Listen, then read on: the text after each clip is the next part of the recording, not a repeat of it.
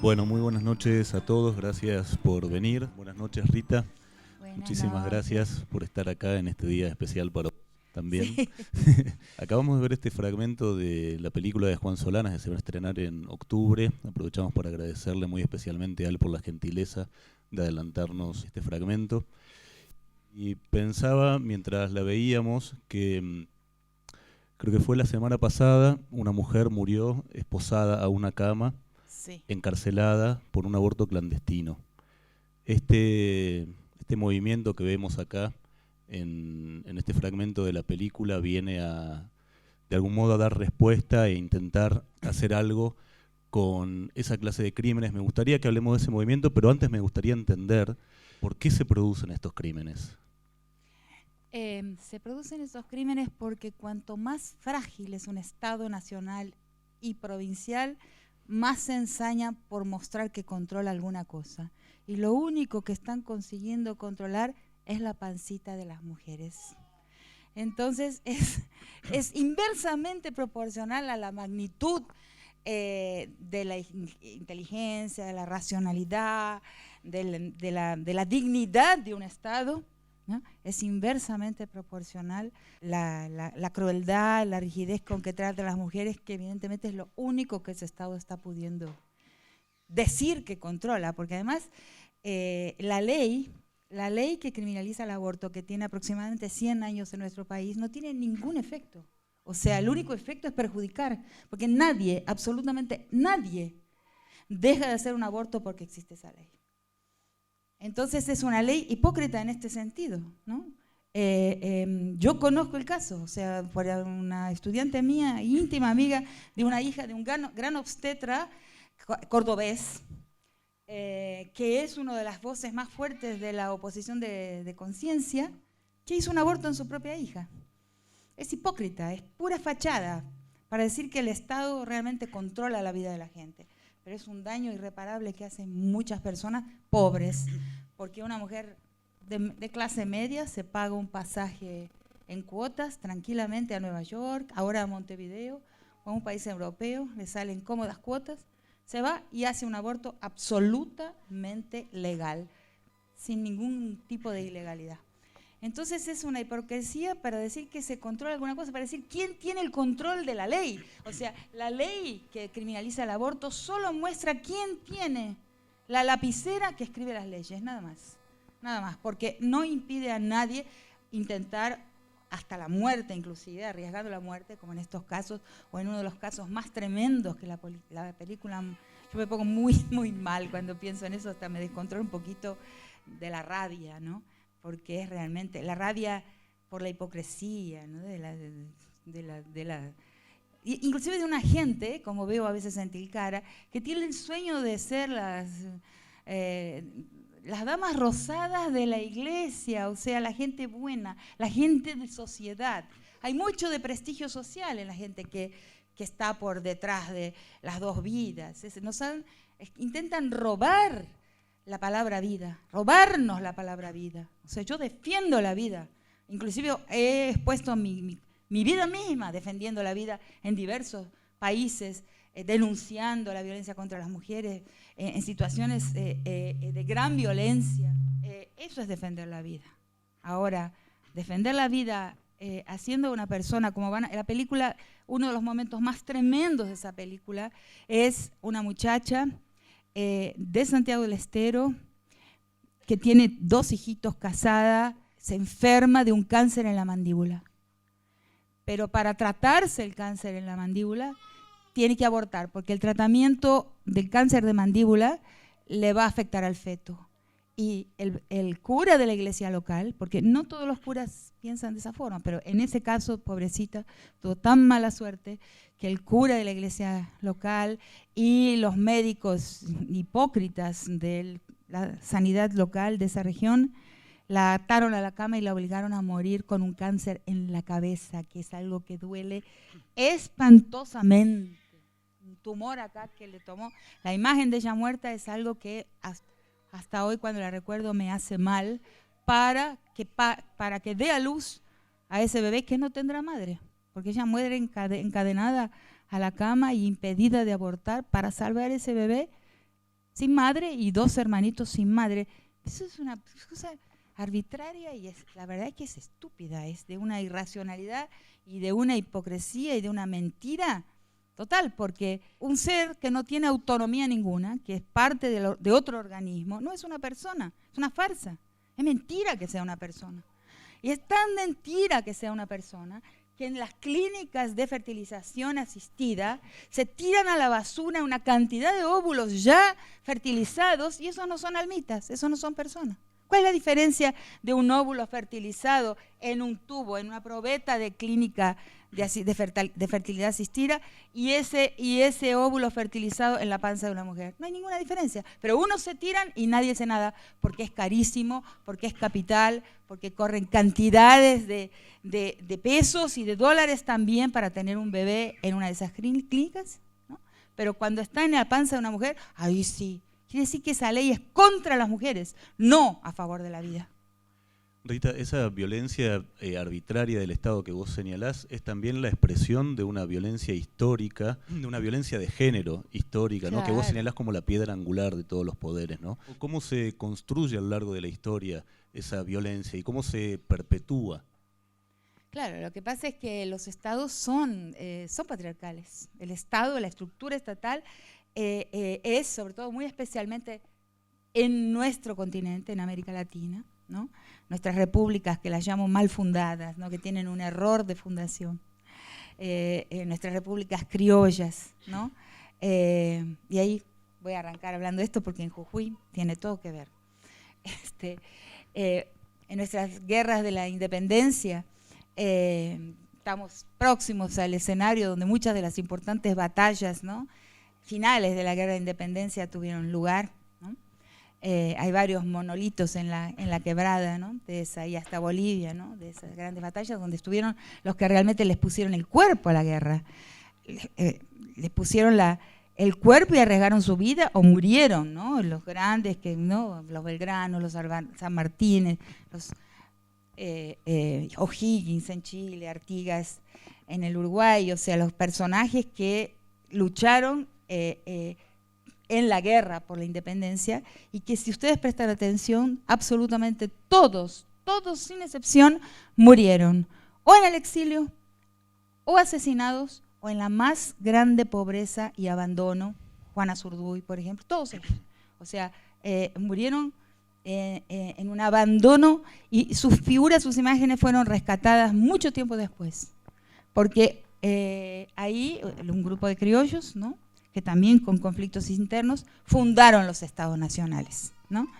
Fundaron los estados nacionales solamente para recibir el traspaso de la administración de los bienes coloniales de la administración ultramarina de España, en el caso de Brasil, de Portugal, recibir el traspaso de esos bienes al territorio y continuar con la misma administración exterior colonial de las vidas, de los territorios, de las personas, de las riquezas, siempre desde afuera. Esos son los criollos que fundaron nuestras repúblicas y las fundaron simplemente para construir un Estado que pudiera recibir ese patrimonio y administrarlo desde ahí. En nuestro caso, Buenos Aires, ¿no?, todo lo lejos que está de acá, ¿no? Entonces, esos estados tienen, por eso nos traicionan muy frecuentemente. Somos traicionados por esa estructura, que es una estructura construida, yo digo, con manijitas, ¿no? Fue construida por una élite para desde afuera poder apropiarse de esas riquezas coloniales.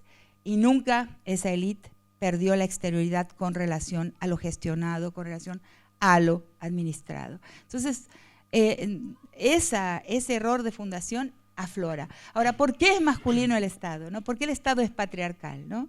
Porque, bueno, es parte de varios textos que escribí que andan por ahí.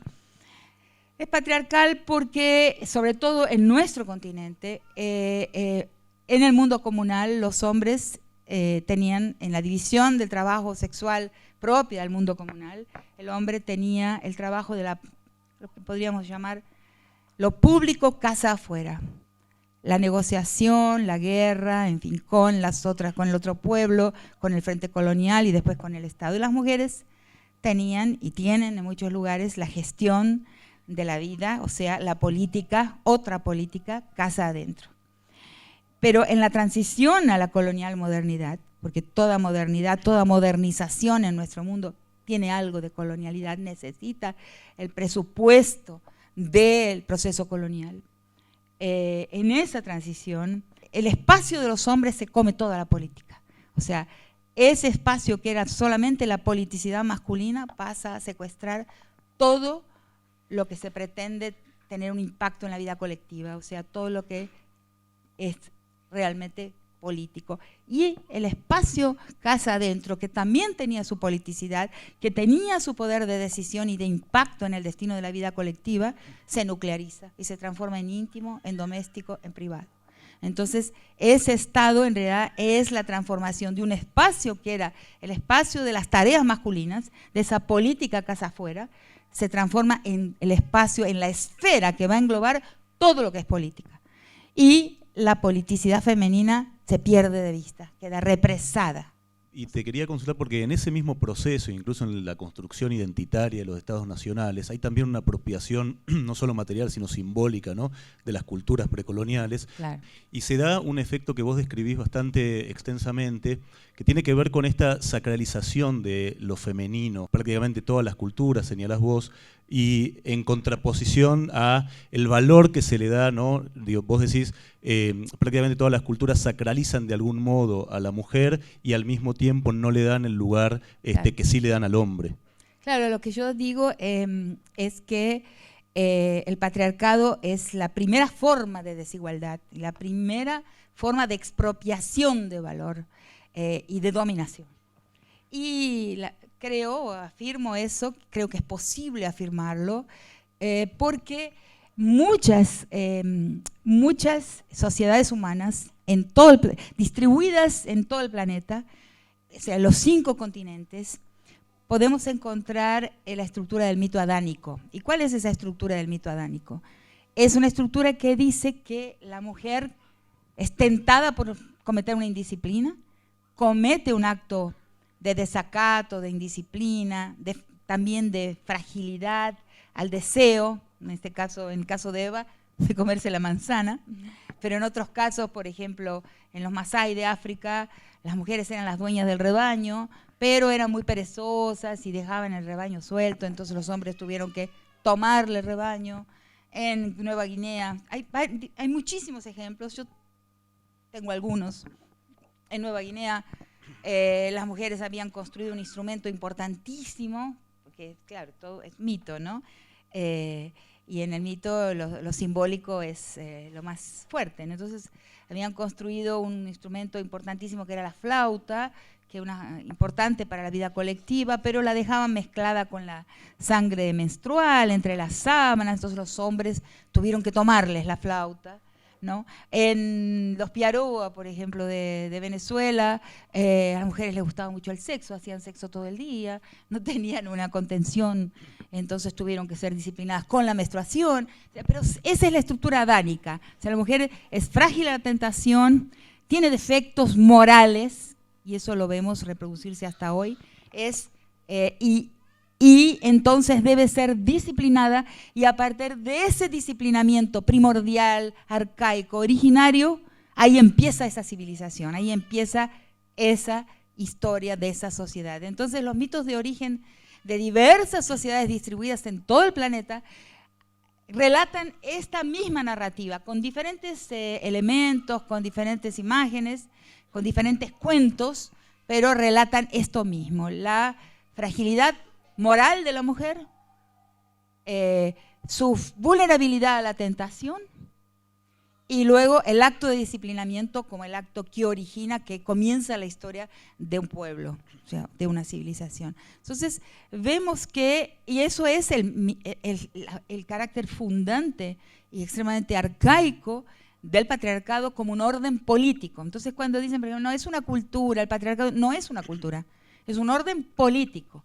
¿Por qué no es una cultura y es un orden político? Porque es una estructura de relaciones, una estructura desigual de relaciones, que va después a travestirse, que va después a disfrazarse de de religión y de moral. Pero no es ni religión ni moral, es un orden político. Ese orden político, vos recién decías desigualdad, ¿no? Y desigualdad implica relaciones de poder que no son solo simbólicas, son económicas también. Pero vos en algún momento das un paso más y hablas de dueñidad, ¿no? Perdóname que te interrumpa un minuto. Claro. Sobre todo también ahí hay una diferencia que a veces la olvidamos, pero que es muy importante, que es de prestigio, porque está el poder y está el prestigio. A veces el poder cambia de mano, pero el prestigio es indeleble. Es mucho más difícil que se pierda, que se borre el prestigio asociado a un cuerpo, que se pierda el poder, por lo menos por una fase histórica, un periodo histórico en que puede haber un cambio de manos de poder. Pero el prestigio es mucho más indeleble. ¿Está vinculado ese prestigio también con ese concepto de dueñidad que vos señalás? La dueñidad es, la dueñidad yo la menciono para hablar del presente, ¿no? Yo digo que hoy en día hablar de desigualdad es poco. O sea, estamos en un mundo de dueños, progresivamente adueñado y por cada vez menos cantidad de personas. Solo ustedes entren en un site, en una página de Oxfam, que hace, una vez al año publica sus resultados sobre cuántas personas son dueñas de una riqueza igual a la mitad de la población del planeta. Y cuando ven no solo ese dato para cada año, sino la vertiginosidad, o sea, la rapidez con que va el proceso de adueñamiento, o sea, que los números, la disminución del número de los dueños es tan impresionante que es traumático ver la velocidad con que se va reduciendo el número de dueños de la riqueza del planeta, que es una riqueza no solamente de capital y eso que hablan de la versatilidad, del carácter fluido, de la fluidez del capital financiero. No, también esa riqueza es de la más material y contundente posible porque es un adueñamiento de porciones cada vez más grandes, más extensas del planeta que habitamos. Entonces, esos pocos personajes, porque son individuos, que son dueños, o sea, un puñado de individuos dueños de una riqueza igual a la mitad de la riqueza del mundo, tiene un poder de vida y muerte, o sea, tiene que no es incontenible por las instituciones. No hay instituciones capaces de colocar límites, no hay legalidad capaz de colocar límites al poder de compra de voluntades de esa magnitud de riqueza. Entonces, hablo de un mundo de dueños, de señorío. Y encuentro que esa estructura de dueñidad tiene una afinidad muy grande con el patriarcado. El patriarcado es una estructura de dueñidad fundante, como dije, muy arcaica, donde hay un adueñamiento del destino de la posición femenina por parte de la posición masculina, y que eso nos puede explicar por qué hoy tenemos muy rápidamente, en apenas una década, una furiosa reacción a la democratización del mundo. O sea, hay un proceso de democratización y de aceptación de un mundo más plural, y yo creo que una democracia que no es pluralista de una forma radical no es una democracia, sino que es una dictadura de la mayoría, y una dictadura de la mayoría no es una democracia. Por eso la cualidad de la democracia es el pluralismo de presencias, de sexualidades, de deseos, de aspectos físicos, de formas en que se presentan los cuerpos y sus deseos en el mundo, y de muchas otras cosas. El pluralismo es la meta principal de un mundo feliz para todos. Entonces, lo que pasa es que ese momento, estamos en un conflicto entre un momento de mucha más libertad, mucho más pluralista, donde se pueden aceptar muchas formas de ser, y eso amenaza al patriarcado, porque amenaza al control de los dueños. Entonces, muy rápidamente se ha implantado en las calles una reacción a este mundo más feliz, más suelto, donde diferentes personas pueden encontrar su destino de la manera en que quieren y desean y de la manera en que les hace feliz. Entonces se ha plantado muy rápidamente, está para mí teledirigido, es una agenda por la rapidez y la similitud con que se ha implantado y con los lenguajes con que habla en el continente entero, ¿no? Que no podría ser explicada por su vertiginosidad, como dije, y por el carácter homogéneo del vocabulario de norte a sur. No podría ser explicado si no hubiera una agenda. ¿Y por qué esa agenda? ¿Por qué esa agenda garantizando la continuidad del orden patriarcal? Porque justamente los dueños del mundo, ¿no?, con sus think tanks, ¿no?, con sus grupos de intelectuales que piensan para ellos, se han dado cuenta de que la estructura patriarcal es central para la dueñidad. Hay una afinidad estructural muy fuerte entre el patriarcado y la dueñidad sobre los bienes. Esto se ve, quizás vos lo ves mucho más de cerca en lo que está pasando con el discurso xenófobo en Brasil, y que, por otra parte, se enarbola desde el Estado, ¿no? En Brasil, en los Estados Unidos, sobre todo. Claro, quería preguntarte justamente en ese avance, ¿no? Bueno, sí, Brasil, digo, que es lo que más cerca tenemos nosotros y en donde se ve quizás de una manera cada vez, digamos, más violenta, por otra parte. Claro. ¿En qué estado de situación estamos nosotros respecto de eso? No, todas las formas de discriminación hay que sospecharlas, porque inclusive porque no son creíbles. Hay una discusión que está ahí en varios espacios, en varios escenarios, sobre si estamos en un momento de retomada del fascismo, ¿no? Y mi posición es que sí. Otros dicen no, porque el fascismo tiene otras características, pero para mí el fascismo es una estrategia, no es una política. O sea, es una estrategia que es la estrategia de la política del enemigo. Cuando ustedes vean un discurso político que se organiza en torno de la idea de un enemigo común, desconfíen, es fascismo. El fascismo se organiza narrativamente así. Hay que encontrar un enemigo, ¿no? Fueron los judíos en la Segunda Guerra Mundial, pero otros también, ¿no? Hay un peligro, ¿no?, algo que amenace a la nación, y ahí entonces, en torno de esa postulación, de esa indicación de la existencia de ese enemigo de la nación, se organiza el mancomunamiento de la nación y se promueve la violencia contra ese enemigo, y ahí las personas dejan de pensar.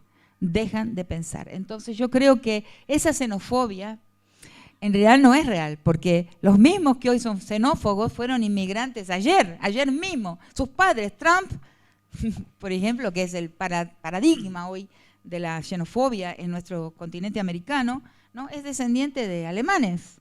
Entonces está muy cerca, aquello que condenan está muy cerca de su propia vida, de su propio origen. Entonces es necesariamente falso, ¿no? Tiene que ser falso. Pero es útil, ¿no? Las formas de discriminación son fundamentalmente útiles a proyectos políticos, ahí sí, de control masivo, de control de la sociedad de masas. ¿La mujer es una víctima específica de esa violencia? Claro, porque por lo mismo que estaba hablando antes, nosotras las mujeres somos víctimas de la sospecha moral. Cualquier mujer lo sabe. Cualquier mujer sabe que al salir a la calle siempre va a haber un ojo público moralizador sobre su cuerpo, sobre su imagen. O sea, aquellas, como en el caso de las manifestantes en la película, han decidido desafiar esa sospecha moral, desafiar y ponerse en el espacio público de formas en que incomodan a ese ojo moral. La mayor parte de las mujeres en realidad decidimos en general no ser incomodadas en el espacio público, ¿no? Pasar inadvertidas, ¿no? Entonces pensamos, ¿no? Me he visto así, me he visto asao, el taco muy alto, muy bajo, la pollera muy corta, muy larga, los aros con colores muy grandes. En general hacemos un cálculo casi automático, casi ya que ni lo sentimos frente al espejo antes de salir al espacio público. ¿Para qué? Para que esa sospecha moral no caiga sobre nosotros, no nos moleste, porque sabemos que está ahí, sabemos que está ahí. Sabemos que todas nosotras somos moralmente sospechosas. Y yo lo aprendí esto hablando muchos años en la cárcel con mis estudiantes, no muchos años, pero sí casi 2 años. Dice muchos años porque el aprendizaje fue muy grande, con violadores. El violador es el sujeto más moral que puede existir. Es rarísimo, es lo que uno menos espera, porque él va a violar y va a decir que viola a alguien que merece ser violado, o sea, que es moralmente sospechosa esa mujer. Entonces, que la violación es una forma de moralizarla, ¿no? De decirle que es mujer, de ponerla en su lugar, ¿no? En este orden patriarcal, que es el orden general, que nos domina a todos, mujeres y hombres. Toda persona, todo sujeto que entra a la vida social es enseñado y enseñada. Todos nosotros y nosotras somos enseñados a mirar el mundo con el ojo del Padre, con el ojo del orden moral, que es el ojo del patriarca. Tenemos todos el mismo chip implantado, las mujeres y los hombres. O sea, lleva una vida, y algunos ni siquiera lo intentan ni lo perciben, ¿no? Desimplantar ese chip, identificarlo, reconocerlo y desactivarlo. Muchas películas, ustedes que algunos, o la mayor parte, no lo sé, son estudiosos de cine, piensen en películas como Blade Runner, películas como Matrix, películas como Total Recall, que fue la primera de Schwarzenegger, la primera, una gran película, después ya no, pero en la primera él es ese mismo héroe, que es héroe ¿por qué? En todos los casos que acabo de mencionar, en las 3 películas que acabo de mencionar, sus héroes son personajes que identificaron chips implantados, identificaron que estaban actuando controlados por un programa que nunca habían elegido y que quizás no era siquiera propio, quizás no era una biografía propia, sino que estaban heredando biografías y memorias implantadas. Justamente esa es la característica de esos grandes héroes de la ciencia ficción contemporánea. Identificar la manipulación de sus memorias mediante el implante de chips de programación. Y así es el patriarcado. Y así son las reglas morales que nos hacen mirar el mundo de una determinada forma a mujeres y a hombres. Porque lo más humano de lo humano no es la obediencia. Los animales son más obedientes que nosotros. Lo más humano de lo humano es la desobediencia. O sea, la capacidad de ver, hacer lo que se llama el loop reflexivo, o sea, la vuelta reflexiva, que nos permite vernos, espejarnos, reflejarnos. De ahí la palabra reflexión, vernos en el espejo y decir, esto es lo que quiero y esto no es lo que quiero. O sea, desactivar justamente esos mandatos que nunca elegimos, pero que nos pusieron ahí. Eso es humano, la ética de la insatisfacción, ¿no? Eso suele ser una excepción porque cuando vos hablas de violencia de género y hablas de la reproducción de un mandato patriarcal en esa violencia, decís que es también una enunciación, ¿no? Es una especie de exhibición de la violencia por mandato de masculinidad, ¿no? Es decir, por pertenencia también. Claro. Bueno, ahí está el otro tema del prestigio, ¿no? La masculinidad es una posición de estatus, o sea, tiene un prestigio. De ahí la idea, la honra, la defensa de la honra. La masculinidad, como digo en mi libro, Las estructuras elementales de la violencia, es un título, es como un título nobiliario ser un hombre, ¿no? Piénsenlo un minuto. Entonces, una titulación. Y una titulación muy prestigiosa. que se adquiere mediante pruebas, mediante probaciones, ¿no? Un niño sabe desde muy chiquito, de una forma, es el implante, es el chip, que va a tener que demostrar al mundo que es un varón, que es un hombre, ¿no? Que es viril. Lo cual considero hoy que es un peso muy terrible, ¿no? Ser un hombre debe ser una cosa muy tremenda, porque hay que dar examen casi todos los días, ¿no? Un día mostrás algo que no es tan viril, chau, caíste, ¿no? Sobre todo en el ojo del criollo, ojo acá, ¿no? El ojo del criollo es un ojo que va a vigilar, ¿no? A ver si alguien se desvía un poquitito de esa hombridad, ¿no? De esa dureza, de ese callo, ¿no? Ahí ya cae en desgracia. Entonces, muchas de las cosas que los hombres hacen es por esa obligación, por ese mandato. Causan un mal muy grande a las mujeres, pero se causan también un mal muy mal a sí mismos, porque están bajo vigilancia constante. La vigilancia de los ojos de los hombres sobre los otros hombres es una vigilancia estrecha y permanente. De ahí que, por ejemplo, yo pienso, y a veces tengo ciertas discordancias con una parte del feminismo, que nosotros las mujeres somos mucho más felices, pues no tenemos que demostrar mucho, ¿no? Al sumo ser un poco lindas, tener una buena ropa, cualquier cosita así, pero el hombre tiene que demostrar mucho más. Entonces, eso los vuelve violentos en algunas circunstancias, y eso también está por detrás del gran aumento de la violencia en el mundo de hoy, porque como el mundo está progresivamente adueñado, son muy pocos los hombres que pueden mostrar una potencia real, una capacidad real de control de la vida, de su propia vida y de la vida de las mujeres a él asociadas, y también de territorios. O sea, el cuerpo de la mujer es visto en gran asociación con el territorio. Entonces ese adueñamiento está siendo limitado a muy pocos hombres. La vida se precarizó completamente y eso está por detrás del aumento de la violencia, porque la única forma entonces en que muchos hombres tienen de mostrar que son hombres es mediante la violencia. No tienen otra, no tienen potencia. La potencia sexual se compromete muy fácilmente por la preocupación. Después, la potencia física es lo que está por detrás de la violencia. La potencia bélica también en algunos territorios de nuestro continente, como Colombia, México hoy, el Triángulo Norte de América Central, que tienen escenarios bélicos muy ya expandidos, muy amplios. La potencia económica no la tiene casi nadie. La potencia política, unos pocos, muy pocos. La potencia intelectual, muy poquitos también. La potencia moral, los jueces, los legisladores, poquérrimos, ¿no?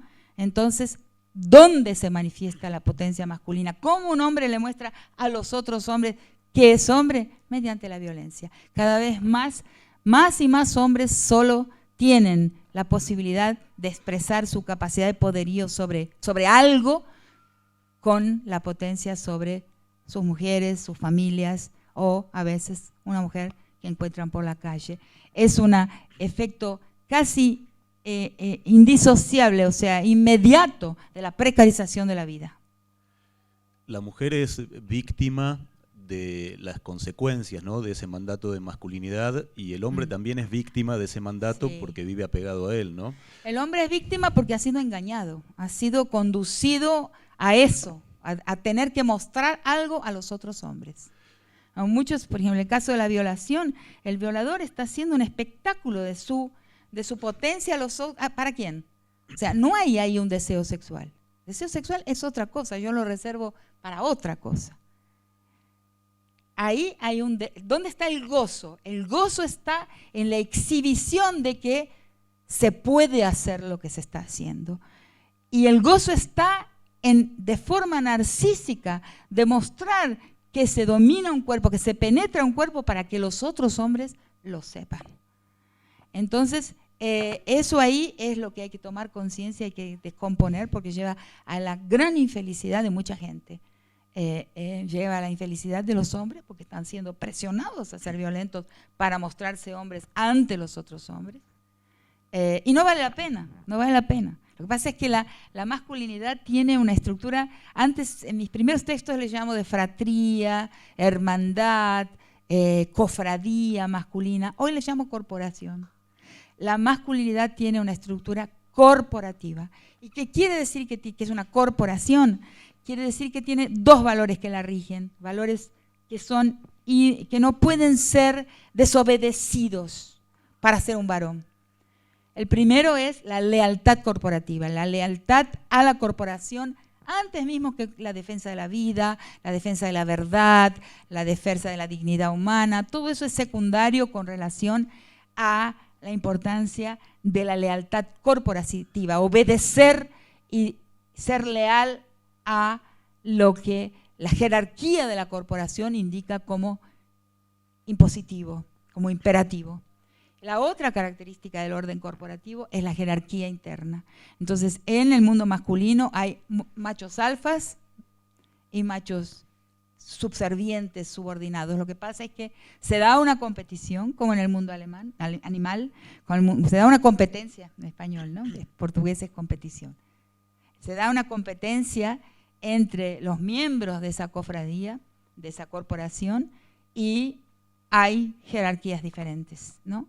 El primo más rico, o cuando se es más chiquito, el primo que más musculoso, ¿no? En fin, siempre hay, dependiendo de la edad, del medio social, una jerarquía al interior del más hombre y menos hombre. Frente a estos mandatos de masculinidad, hay movimiento de resistencia también. Recién veíamos acá en el fragmento de la película de Juan Solanas la expresión física, ¿no?, de un movimiento de resistencia importante que se da en nuestro país, pero hay varios modos, ¿no?, también de ejercer esa resistencia, también desde el campo simbólico, y es nombrando cierto tipo de violencias. Vos instaurás términos como feminicidio, femigenocidio. ¿Cuál es la importancia de nombrar esas cosas? Bueno, yo creo que la tarea, porque he pensado bastante sobre eso, la expresión feminicidio no es una invención mía, ¿no? Está desde hace mucho. La de femigenocidio sí, pero yo pienso que la tarea de las personas que trabajamos con el lápiz en la mano, con el lápiz y el papel o con el computador, es la donación de nombres. Lo he experimentado a lo largo de mi vida con mi experiencia y también con la respuesta que me da la gente. Cuando uno consigue nombrar algo que necesita ser nombrado, que las personas identifican, es eso,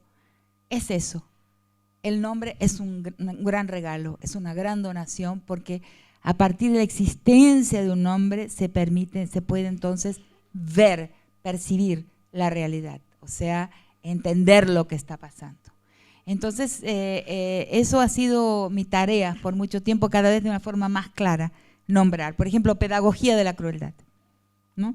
Es uno de los nombres que he lanzado. Además, es así, ¿no? Cuando un nombre nombra realmente lo que interesa a la gente percibir, la gente lo toma. Pero cuando uno echa un nombre que no consigue nombrar lo que necesita ser nombrado, lo que la gente está necesitando identificar con una palabra, ahí no la toma. Y si está siendo nombrado algo necesario, la gente la toma inmediatamente, ¿no? Nos pasó los otros días, por ejemplo, en un 8 de marzo, ¿no? Estábamos en Córdoba con Tucuta, mi compañero, estábamos ya anochecía, estábamos caminando por la calle en el medio de la marcha de las mujeres, ¿no? Entonces, adelante mío vi una chica con una bicicleta, ¿no? Y la chica llevaba un cartel que decía, la prohibición del aborto es una violación de Estado, que es algo que he pensado, es una frase mía. Entonces yo, claro, esa frase es mía, ¿no? Está ahí sin mí. Por un lado una satisfacción, por otro lado es un hijo mío robado ahí que va, ¿no? Entonces, es un mixed feelings, es una sensación extraña, ¿no? Porque te da gusto que alguien haya encontrado el pergamino en una botella que uno tiró al mar, porque escribir y también decir los nombres, hablarlos, es como colocar un pergamino en una botella y tirarla al mar, ¿no? Y que alguien de allá dejó esa botella navegar y alguien la agarró y sacó el pergamino y el pergamino le hizo sentido, es muy fuerte realmente.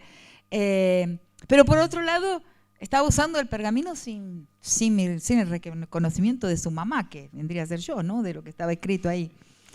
Entonces me acerco despacito y digo, esa frase, qué bueno ese lema, eso que lleva en el cartel, me encanta, está buenísimo. ¿De dónde lo sacó?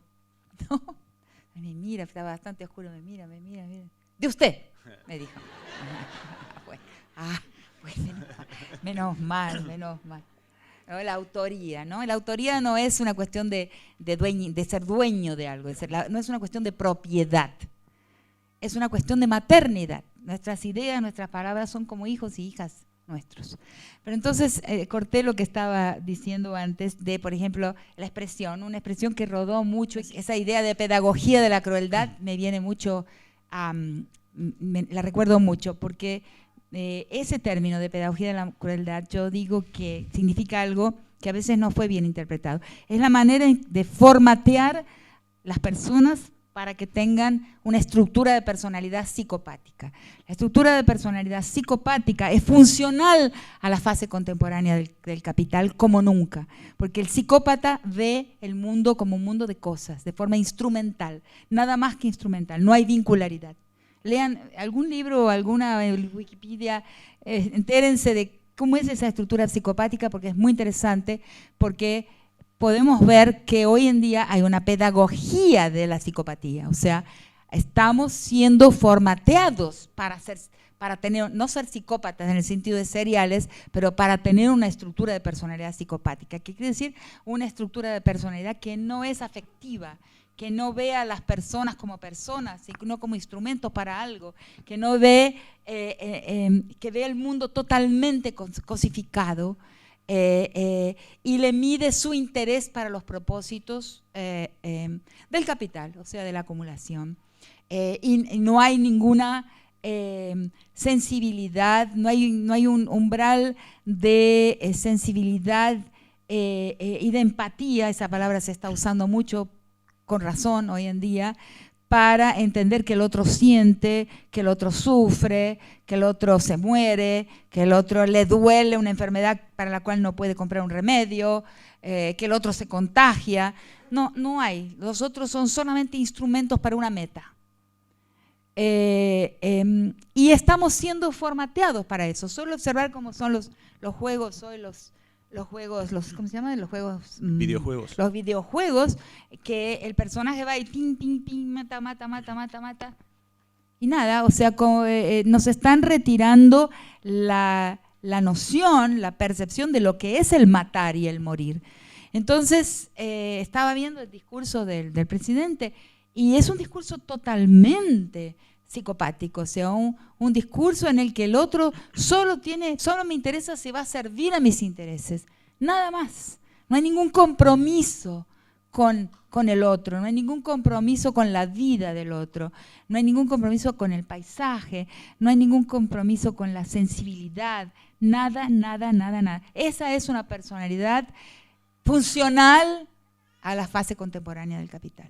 Por eso esa noción de pedagogía de la crueldad es para eso. La pedagogía de la crueldad es para modelar psiques funcionales a la instrumentalización de la vida, a la transformación de la vida en cosa, que es lo que está sucediendo hoy en esta fase del capitalismo. Frente a esto, vos planteás como modelo de resistencia, o por lo menos como necesidad, valga la redundancia, la necesidad de construir una ética feminista y al mismo tiempo también la necesidad de retejer comunidad, decís en algún momento, ¿no? Claro. ¿Qué implica esto? Implica que hay dos grandes, para mí, proyectos históricos en curso. El proyecto histórico de las cosas y de la cosificación de la vida, ¿no? Y el proyecto histórico de la vincularidad, de los vínculos, del afecto y de la empatía. Y son opuestos. La verdad es que todos nosotros vivimos con un pie en cada uno. Vivimos de una forma anfibia porque es imposible vivir hoy sin algún grado de deseo por las cosas.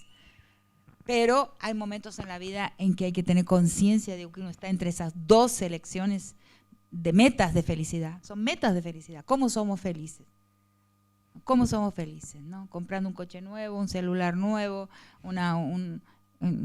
o somos felices compartiendo un gran momento con un amigo, con una amiga, una conversación, una tertulia, un estar juntos y juntas. ¿Cuál es?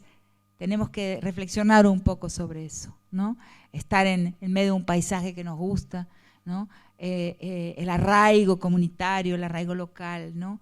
La convivialidad, ¿no? La comunión, el gusto, la fiesta, ¿no? ¿Dónde está nuestro placer? ¿Ahí o en exhibir que hemos comprado algún objeto nuevo a los ojos de los demás, ¿no? Son dos proyectos históricos con metas de felicidad totalmente diferentes. La mayor parte del tiempo vivimos balanzándonos entre los dos. Pero hay momentos en la vida en que uno se da cuenta y sabe que tiene que elegir. Recién veíamos acá en la película un movimiento muy fuerte de resistencia, ¿no? Que esa coyuntura no logra el objetivo concreto que se plantea, pero que continúa como movimiento. Claro. Te quería consultar entonces, ¿en qué estado de situación estamos, ¿no? Frente a eso. Yo creo que en realidad una gran meta ha cumplido el movimiento y está cumpliendo, que es ver, digamos, un encuentro celebratorio y expresivo de una otra forma de hacer política, que es el encuentro de las mujeres en las calles. No todo es así como se mostró aquí. Esa es la parte más espectacular. Pero el encuentro de las mujeres en las calles tiene mujeres muy ancianas, más ancianas que yo, hasta mujeres muy chiquitas, muy jovencitas, de escuela primaria, y muestra que las mujeres podemos hacer políticas juntas, aún en nuestra diversidad, aún en nuestra gran diferencia, porque no hay un solo tipo de mujer ni una sola aspiración feminista, hay diversas aspiraciones feministas, pero que hemos salido a la calle por algo que yo intento argumentar, por el fracaso del Estado, por el fracaso de las políticas de Estado, por el fracaso de las políticas de todas las fichas que hemos colocado en el movimiento social a tener victorias en el campo estatal. No es que hay que ausentarse del campo estatal, pero hay que construir comunidad, vincularidad, como estas marchas lo hacen en la vida misma. O sea, hay que organizarse en la vida misma. No es el Estado que va a transformar la sociedad, porque no lo ha podido hacer en ningún lugar. El Estado es muy traicionero. Es una sociedad que se transforma, que va a ser capaz de construir estados mejores. Y esa sociedad que se transforma está en la mano de las chicas, de las mujeres, de nosotras. Nosotras somos las sujetas del arraigo y las sujetas que formatean personalidades sensibles y amorosas. Nosotras somos las sujetas del amor. Porque los hombres no pueden serlo. Tienen que ser recios, tienen que mostrarse potentes y duros y malos inclusive, con una cáscara dura, callosos, ¿no? Nosotras somos las que modelamos sujetos sensibles a la ternura. Y eso es política. Lo que estamos percibiendo es que esa intimidad de los cuerpos, esa cosa lúdica, festiva, que se ve en las calles, en las marchas de las mujeres, que no se parecen a las marchas ni de los sindicatos ni de los partidos, porque tiene otra característica de proximidad física, de amistades que se forjan y aparecen inmediatamente, de una complicidad de otra forma. Es política. Y estamos comenzando a entender que otra política y otra sociedad se construye por ahí. Muchísimas gracias a todos.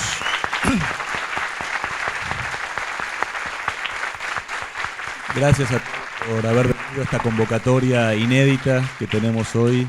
Agradecemos muchísimo a Rita Segato, que vino desde Tilcara para estar con nosotros en un día que no sé si estoy autorizado para decirlo, en el que cumple años.